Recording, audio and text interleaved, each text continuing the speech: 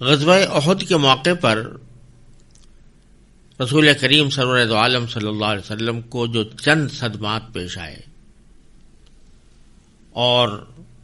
ان صدمات کی وجہ متعدد صحابہ کرام کی کچھ لغزشیں اور غلطیاں بھی تھیں، لیکن رسول کریم سرور دو عالم صلی اللہ علیہ وسلم نے ان صحابہ کرام کو جن سے یہ غلطیاں سرزد ہوئی تھیں کوئی سختی کا معاملہ ان کے ساتھ نہیں فرمایا، کوئی ایسی سرزنش نہیں کی کہ جو سختی کی تعریف میں آتی ہو، بلکہ ان کو تسلی دینے کا ہی رویہ اختیار فرمایا۔ تو اگلی آیات میں اللہ تبارک و تعالی نے نہ صرف یہ کہ نبی کریم سرورۃ عالم صلی اللہ علیہ وسلم کی اس طرز عمل اور اس رویے کی تعریف فرمائی ہے، بلکہ آگے بھی یہ مشورہ دیا ہے کہ وہ اسی طرز عمل اور اسی رویے کو جاری رکھیں اور اس کو جاری رکھتے ہوئے اپنے ساتھیوں اور صحابہ کرام کے ساتھ کس طرح کا معاملہ فرمائیں۔ چنانچہ اگلی آیت میں اسی کا بیان ہے۔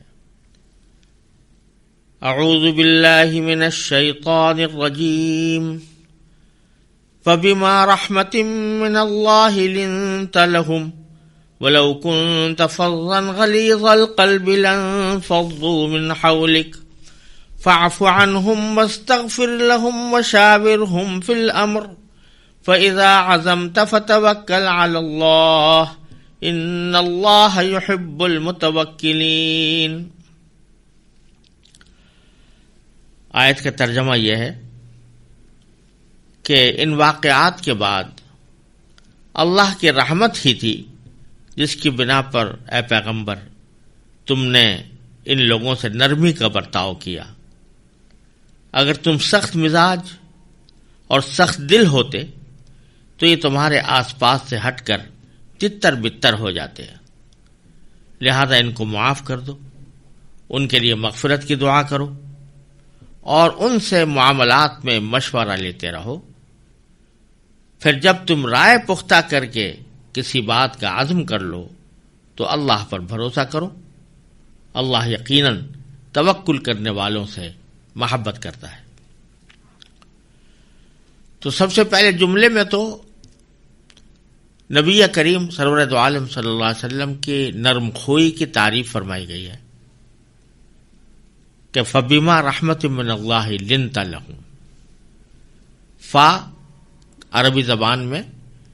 کسی واقعے کے نتیجے میں یا اس کے بعد آنے والے واقعے کو ظاہر کرنے کے لیے آتی ہے، تو فا سے یہاں مراد یہ ہے کہ جو واقعات احد میں پیش آئے ان واقعات کے بعد، ان کے باوجود یہ اللہ تعالیٰ کی رحمت تھی کہ تم ان کے ساتھ نرمی کا برتاؤ کرتے رہے، اور یہ ان الفاظ میں اس طرف بھی اشارہ فرما دیا کہ یہ نرمی کا برتاؤ جو سرکار دو عالم صلی اللہ علیہ وسلم نے صحابہ کرام کے ساتھ کیا یہ اللہ تعالیٰ کی رحمت کے نتیجے میں کیا۔ اور کسی بھی شخص کو اگر دنیا میں چاہے وہ نبی ہو یا غیر نبی ہو کوئی اچھا معاملہ کرتا ہے تو وہ اس کا کوئی ذاتی کمال نہیں ہوتا، بلکہ اللہ جل جلالہ کی رحمت کے نتیجے میں وہ اس اچھائی کی طرف آتا ہے۔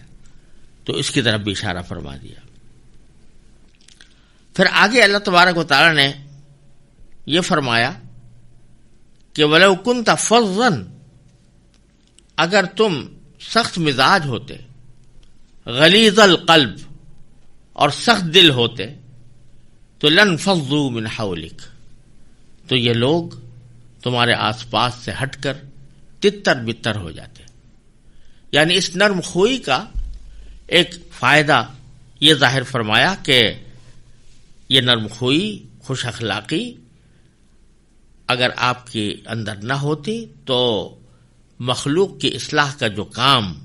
ہم نے آپ کے سپرد کیا ہے وہ حسب منشا انجام نہ پاتا، لوگ آپ کے ذریعے اپنی اصلاح کا فائدہ حاصل کرنے کے بجائے آپ کے پاس سے بھاگ جاتے۔ اور اسی سے یہ بات معلوم ہوئی کہ ارشاد و اصلاح اور تبلیغ کے کیا آداب ہیں۔ جو شخص لوگوں کی اصلاح اور اللہ تعالیٰ کی طرف دعوت دینے کے کام کے لیے کھڑا ہو تو اس کے لیے ضروری ہے کہ یہ صفات اپنے اندر پیدا کرے، کیونکہ جب اللہ تبارک و تعالیٰ کے محبوب رسول صلی اللہ علیہ وسلم کی سختی برداشت نہیں ہو سکتی تو پھر کس کی مجال ہے کہ وہ تشدد اور بدخلقی کا معاملہ کر کے اللہ کے مخلوق کو اپنے گرد جمع کرے اور ان کی اصلاح کا فریضہ انجام دے۔ جب سرکار دو عالم صلی اللہ علیہ وسلم جو معصوم ذات ہے اور آپ سے بڑھ کر کوئی افضل اس کائنات میں ہو نہیں سکتا، اس کا یہ معاملہ ہے کہ اللہ تعالیٰ فرماتے ہیں اگر آپ کج خلقی کا معاملہ کرتے تو لوگ ادھر ادھر ہو جاتے، تو پھر عام آدمی کیسے اس بات کا تصور کر سکتا ہے کہ وہ لوگوں کے ساتھ سختی کا معاملہ بھی کرے اور پھر ان کی اصلاح کی توقع بھی رکھے۔ اس کے بعد فرمایا فاعف عنہم، یعنی ان سے جو غلطی ہو گئی ہے اس کو آپ معاف فرما دیں۔ اس سے بھی یہ معلوم ہوا کہ جو آدمی دوسروں کی اصلاح کے لیے کھڑا ہو تو اس کے لیے یہ بھی ضروری ہے کہ عام لوگوں کی غلطیوں کا بدلہ نہ لیا کرے، بلکہ عفو درگزر سے کام لے، معافی سے کام لے، برا کہنے والوں پر مشتعل نہ ہو اور ایذا دینے والوں سے نرمی کا معاملہ کرے۔ پھر فرمایا واستغفر لہم، یعنی صرف اتنا ہی نہیں کہ آپ ان کو معاف کر دیں بلکہ ان کے لیے اللہ تبارک و تعالیٰ سے بھی مغفرت طلب کریں، جس میں یہ ہدایت ہے کہ صرف یہی نہیں ہے کہ خود آپ ان کی تکلیف پہنچانے پر صبر کریں بلکہ دل سے ان کی خیر خواہی نہ چھوڑیں، اور چونکہ سب سے بڑی خیر خواہی یہ ہے کہ ان کی آخرت درست ہو، اس لیے اللہ تعالیٰ کے عذاب سے ان کو بچانے کے لیے ان کے لیے بخشش کی دعا مانگیں۔ اور پھر اس کے بعد اور آگے بڑھ کر یہ فرمایا وشاورہم فی الامر، اور اپنے معاملات میں ان سے مشورہ لیا کریں۔ یہ خاص طور پر غزوہ احد کے سیاق میں اس ہدایت کا ذکر کرنے کا ایک منشا یہ ہے کہ رسول کریم سرور دو عالم صلی اللہ علیہ وسلم نے غزوہ احد کے موقع پر صحابہ کرام سے مشورہ لیا تھا کہ آیا دشمن کا مقابلہ شہر بند ہو کر کیا جائے یا باہر نکل کر کیا جائے۔ اس میں رائے اکثریت کی یہ بنی کہ باہر نکل کر مقابلہ کیا جائے۔ رسول کریم صلی اللہ علیہ وسلم نے اس کے مطابق فیصلہ کیا اور باہر نکل کر مقابلہ ہوا، لیکن جو تکلیف مقدر میں پہنچنی تھی وہ پہنچی۔ تو کسی کے دل میں خیال ہو سکتا تھا کہ یہ سارے مسائل اس لیے پیش آئے کہ مشورہ کیا گیا، اور اگر رسول کریم صلی اللہ علیہ وسلم شروع ہی سے کوئی اپنا فیصلہ کر دیتے تو شاید یہ واقعات پیش نہ آتے۔ تو یہ اس غلط فہمی کا ازالہ کر کے فرمایا جا رہا ہے کہ یہ ایسا نہیں ہوا کہ یہ غلطیاں یا یہ صدمے مشورے کی وجہ سے پیش آئے ہوں، اس کے اسباب تو کچھ اور تھے جو پہلے گزر چکے، لہذا آئندہ بھی مشورہ جاری رکھیں وشاورہم فی الامر۔ اور یہیں سے اسلامی سیاست کا ایک بہت بڑا اصول طے کر دیا گیا، اور وہ یہ ہے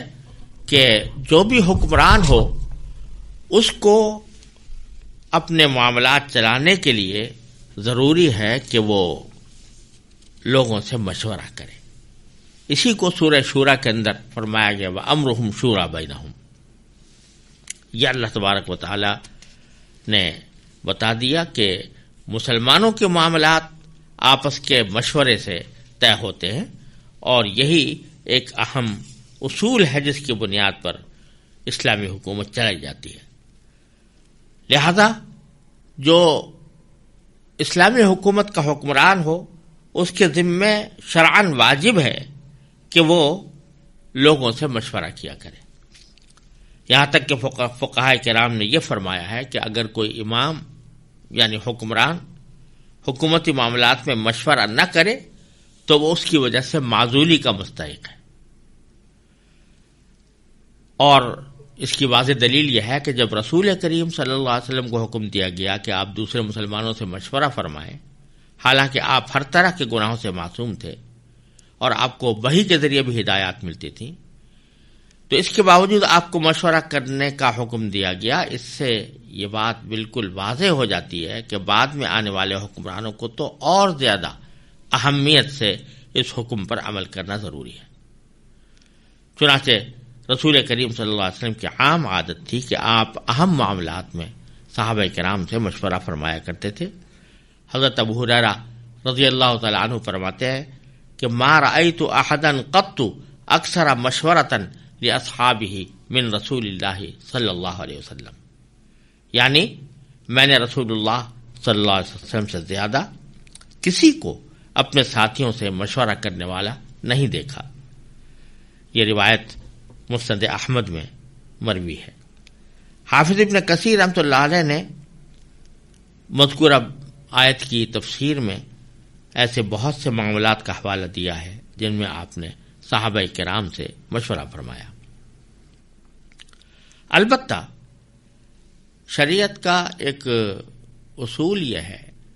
کہ چند بنیادی احکام دینے کے بعد ان کی عملی تفصیلات کو ہر دور کے اہل حل و عقد پر چھوڑ دیا گیا ہے کہ اس کی تفصیلات وہ طے کر لیں. بنیادی طور پر ایک اصول بتا دیا جاتا ہے اور پھر اس کی جزوی تفصیلات ہر دور کے اپنے حالات کے مطابق اس دور کے اہل فکر پر چھوڑ دی جاتی ہیں. تو یہاں پر بھی شریعت نے شورا کا کوئی خاص طریقہ ہمیشہ کے لیے مقرر نہیں فرمایا. یہ نہیں فرمایا کہ اس مشورے کا طریقہ کار کیا ہو، کن لوگوں کو مشورے میں شامل کیا جائے، شورا کی حیثیت ترکیبی کیسے ہو، بلکہ یہ تفصیلات ہر دور کے اہل بصیرت پر چھوڑ دی گئی ہے کہ وہ اپنے اپنے حالات کو مد نظر رکھتے ہوئے ان باتوں کی تفصیلات طے کر سکتے ہیں. لہذا اس شورا کا کوئی خاص ڈھانچہ شرعاً ضروری اور واجب نہیں ہے کہ اس کے لیے باقاعدہ کوئی کمیٹی یا باضابطہ کوئی اسمبلی ہو اور اس کے ارکان متعین ہوں اور ہر معاملے میں انہی سے مشورہ کیا جائے. ہو سکتا ہے کہ کسی زمانے میں کوئی باقاعدہ منتخب مجلس شورا قائم کر لی جائے، اور یہ بھی ہو سکتا ہے کہ مجلس شورا متعین نہ ہو بلکہ امام یعنی حکمران اس دور کے اہل رائے لوگوں کا انتخاب کر کے ان سے مشورہ کر لے. اور یہ بھی ممکن ہے کہ کبھی کچھ لوگوں کو جمع کر کے ان سے مشورہ کر لے اور کبھی دوسروں سے مشورہ کر لے. اور یہ بھی ہو سکتا ہے کہ لوگوں کی صلاحیتوں کے لحاظ سے ایک معاملے میں کسی ایک گروہ سے مشورہ کیا اور دوسرے معاملے میں دوسرے فریق سے مشورہ کر لیا. رسول کریم صلی اللہ علیہ وسلم اور صحابہ کرام رضی اللہ تعالی عنہم کے تعامل میں خلافت راشدہ تک ایسا نہیں تھا کہ کوئی باقاعدہ باضابطہ مجلس شورا اس طرح بنائی گئی ہو جیسے آج کل اسمبلی کے ارکان باقاعدہ انتخاب سے مقرر کیے جاتے ہیں، بلکہ شورا کے اصول پر سادگی سے عمل کر لیا جاتا تھا اور خلیفہ اہم حضرات سے مشورہ کر کے اس بات کا اطمینان کر لیتا تھا کہ جو بات مشورے سے طے ہوئی ہے وہ امت کے اجتماعی ضمیر کی نمائندگی کرتی ہو. لیکن بدلتے ہوئے حالات میں اس کا کوئی منظم ڈھانچہ مقرر کرنا مناسب ہو تو وہ بھی شورا کے وسیع مفہوم میں شامل ہے. اور یہی درحقیقت اسلام کے احکام سیاست کا حسن ہے کہ اس میں چند بنیادی اصول متعین فرما کر تفصیلات ہر دور کے اہل بصیرت پر چھوڑ دی ہیں. وجہ یہ ہے کہ اسلام کے احکام نہ کسی ایک خطے سے مخصوص ہیں نہ کسی ایک زمانے سے. لہذا یہ مشاہدہ ہے کہ علاقوں قوموں کے مزاج زمانے کی تبدیلیوں کے مطابق مصلحت کے تقاضے بدلتے رہتے ہیں. چنانچہ کوئی معاشرہ ایسا ہو سکتا ہے جہاں شورا کا کوئی مخصوص ڈھانچہ بنانا ممکن نہ ہو یا مصلحت کا تقاضا نہ ہو، اور دوسری طرف یہ بھی ممکن ہے کہ کسی معاشرے میں شورا کے تصور کو اس طرح ڈھیلا ڈھالا چھوڑنے سے خرابیاں پیدا ہوں. اس لیے اسلامی شریعت نے یہ دروازہ کھلا رکھا ہے کہ ہر دور اور ہر خطے میں وہاں کی ضروریات اور مصلحتوں کے مطابق شورا کا طریقہ کار متعین کیا جا سکتا ہے۔ آج کے دور میں اگر شورا کے قاعدے کو بالکل ڈھیلا ڈھالا چھوڑ دیا جائے اور امیر کے ثوابدید پر رکھا جائے کہ وہ کس سے اور کس حد تک مشورہ کرے، تو اس میں بہت سے مفاسد کا اندیشہ ہے۔ اس لیے بظاہر اس دور میں ایک باقاعدہ مجلس شورا کا تعین ہی مناسب ہے۔ آگے اللہ تبارک و تعالیٰ فرماتے ہیں فَإِذَا عَزَمْتَ فَتَوَكَّلْ عَلَى اللَّهِ، یعنی جب مشورے کے بعد تم کسی بات کا پختہ ارادہ کر لو تو پھر اللہ پر بھروسہ کر کے اس پر عمل کرو۔ یہاں یہ مسئلہ زیر بحث آتا ہے کہ شورا کی قرآن کریم کی آیت کی روشنی میں حیثیت کیا ہے اور اس کے کیا اختیارات ہیں۔ یعنی اگر اہل شورا خلیفہ کو یا امیر مملکت کو کوئی متعین مشورہ دیں تو امام کے ذمے یعنی حکمران کے ذمے اسے قبول کرنا لازم ہے یا نہیں۔ دوسرے الفاظ میں اہل شورا کا قول یا ان کا کوئی فیصلہ حکمران کے ذمے واجب التعمیل ہے یا نہیں۔ اور اگر کسی موقع پر ایسا ہو کہ اہل شورا کا ایک مسئلے پر اتفاق ہو یا اکثریت کا اتفاق ہو اور خود حکمران کی اپنی رائے اس کے خلاف ہو، تو اس صورت میں وہ اہل شورا کے قول پر عمل کرے گا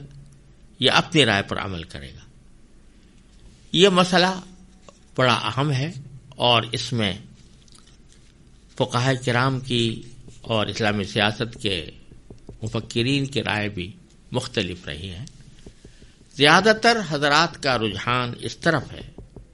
اور بظاہر قرآن کریم کے الفاظ سے بھی وہی بات زیادہ قرین قیاس معلوم ہوتی ہے کہ وہ امیر جو بہت سی صفات اہلیت کی شرائط پر پورا اترتا ہو، وہ مشورہ کرنے کا تو پابند ہے، یعنی اس کے ذمہ لازم ہے کہ وہ اہل رائے حضرات سے مشورہ کرے۔ اگر مشورہ نہیں کرے گا تو گناہ کا مرتکب ہوگا۔ لیکن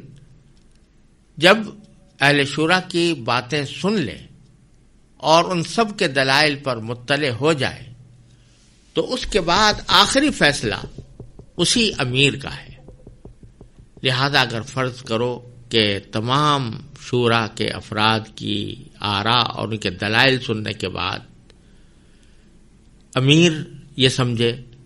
کہ یہ جو فیصلہ کیا جا رہا ہے یا جو رائے دی جا رہی ہے شورا کی طرف سے وہ درست نہیں ہے اور امت کے مفاد میں نہیں ہے، تو وہ اس کے خلاف بھی عمل کر سکتا ہے اور اس کو پھر اللہ پر بھروسہ کر کے اپنا عمل کرنا چاہیے۔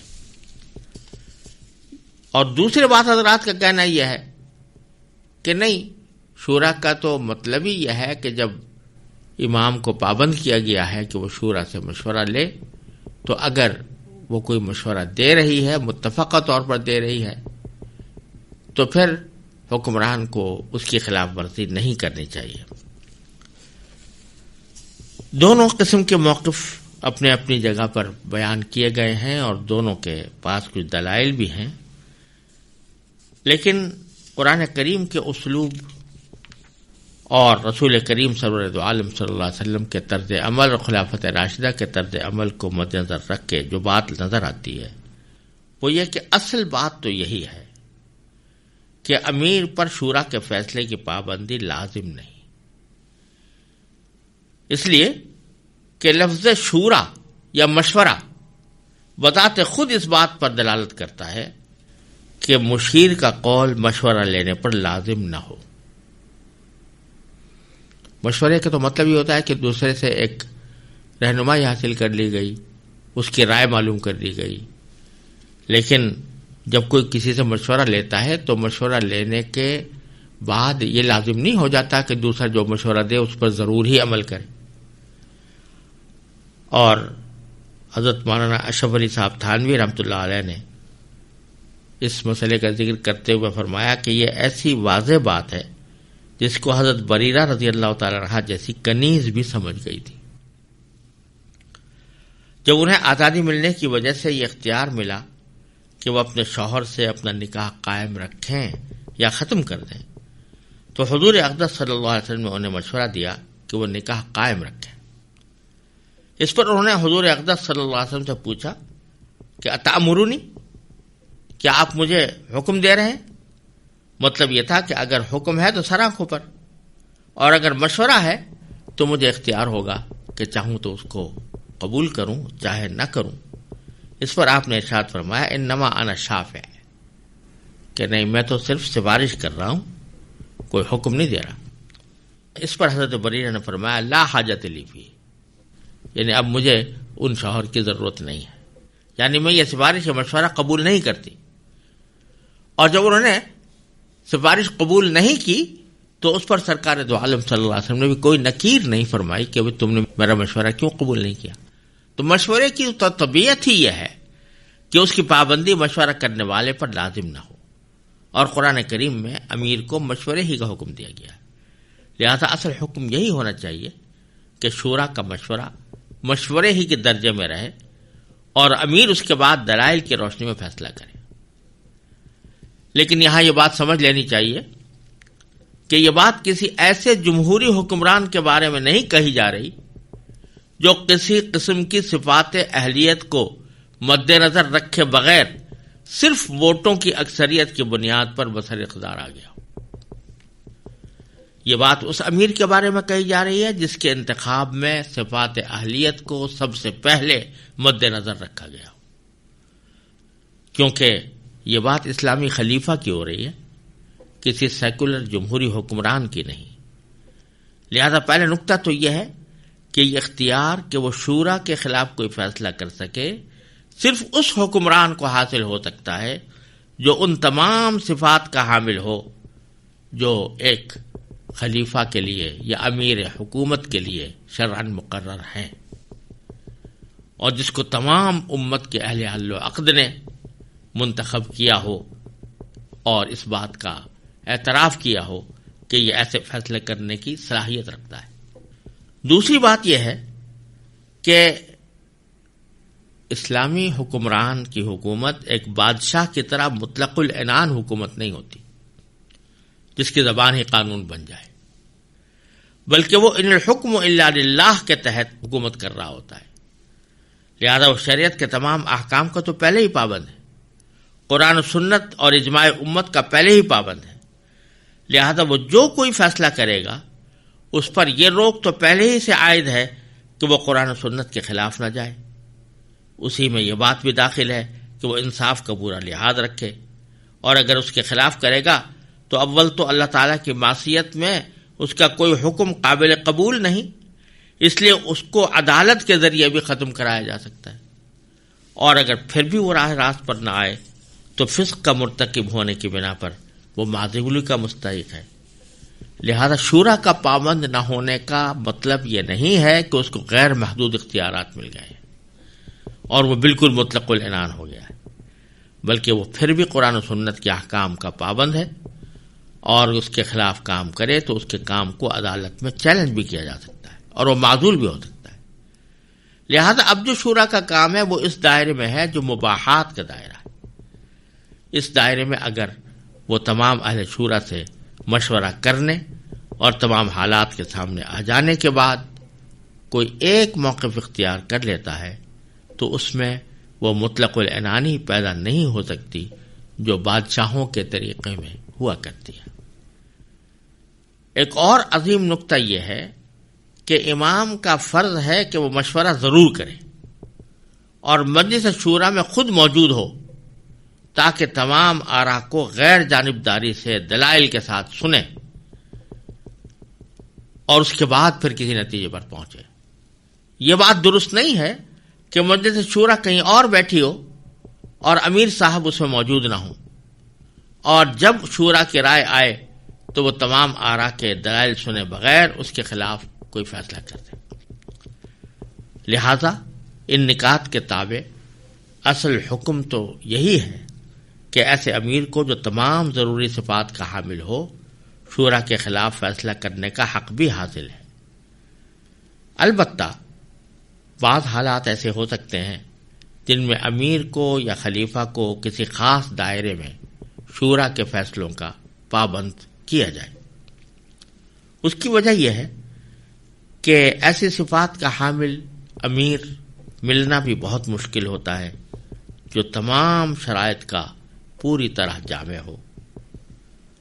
زمانے کے انحطاط کی وجہ سے بعض شرائط میں نرمی برتنا ضروری ہو جاتا ہے، لہذا اگر امیر کی شرائط میں زمانے کے تغیر کے بنا پر کوئی نرمی برتی گئی ہے تو ایسے نچلے معیار پر کسی امیر کو منتخب کرنے کے بعد اس کو اتنا بڑا مقام دے دینا کہ وہ شورا کے فیصلوں کی خلاف ورزی کر سکے، اس سے مفاسد پیدا ہونے کا اندیشہ ہے۔ لہذا اگر ان حالات میں یہ کہا جائے کہ ایسا امیر اہل شورا کی رائے کو بالکل ہی رد نہیں کر سکتا تو یہ بھی کوئی شریعت کے خلاف نہیں ہوگا۔ اور اس آیت کے اندر ایک آخری بات یہ ہے کہ جو فرمایا گیا کہ جو بھی ارادہ کرو اس چاہے وہ مشورے کے مطابق ہی ارادہ کیا گیا ہو یا امام اور امیر اپنے رائے سے اس نتیجے پر پہنچا ہو، دونوں صورتوں میں جب عمل کرو تو اللہ پر بھروسہ کرو، فتوکل علی اللہ، اللہ پر بھروسہ کرو۔ یہ عظیم تعلیم دی گئی ہے کہ جتنے اسباب ہیں صحیح منزل تک پہنچنے کے وہ سارے اختیار کرنے کے بعد بالآخر بھروسہ اللہ تعالیٰ پر ہونا چاہیے۔ ایک طرف تعلیم یہ بھی دی گئی ہے کہ اسباب اختیار کرو، جو اسباب کسی مقصد تک پہنچانے والے ہیں ان کو اختیار کرنا بھی شریعت ہی کا حکم ہے، لیکن بھروسہ ان اسباب پر نہیں ہونا چاہیے۔ بھروسہ اللہ جل جلالہ کی مشیت، اللہ تبارک و تعالی کی قدرت، اس کی رحمت پر ہونا چاہیے کہ ہم نے یہ اسباب تو اختیار کر لیے لیکن اس کا نتیجہ یہ اللہ تعالیٰ کے اختیار میں ہے، لہذا ہم اسی پر بھروسہ کرتے ہیں کہ وہ ہماری ان تدبیروں کو کامیاب بنائے۔ مثلا سارا کچھ مشورہ کرنے کے بعد فرض کیجئے کہ طے کر لیا گیا کہ جو دشمن حملہ آور ہو رہا ہے اس کا مقابلہ باہر نکل کر کیا جائے، فیصلہ تو کر لیا اور بظاہر حالات جو اپنے مناسب صورت تھی اس کو اختیار کر لیا گیا، لیکن اس صورت کو کامیاب بنانا کس درجہ وہ کامیاب ہوگی یہ سارا اللہ تعالیٰ کے قبضہ قدرت میں ہے، لہذا اللہ پر بھروسہ کرنا چاہیے اور اللہ ہی سے طلب کرنا چاہیے، دعا کرنی چاہیے کہ ہماری اس تدبیر کو اللہ تعالیٰ کامیاب فرمائے۔ اور پھر اسی کو مزید مؤکد کرنے کے لیے فرمایا ان اللہ یحب المتوکلین، یقیناً اللہ توکل کرنے والوں سے محبت کرتا ہے۔ توکل کرنے کا معنی وہی ہے کہ اسباب کو اختیار کرنے کے بعد اللہ تعالیٰ کی رحمت اور اس کی قدرت پر بھروسہ رکھا جائے کہ میری اس تدبیر میں وہ کامیابی عطا فرمائے۔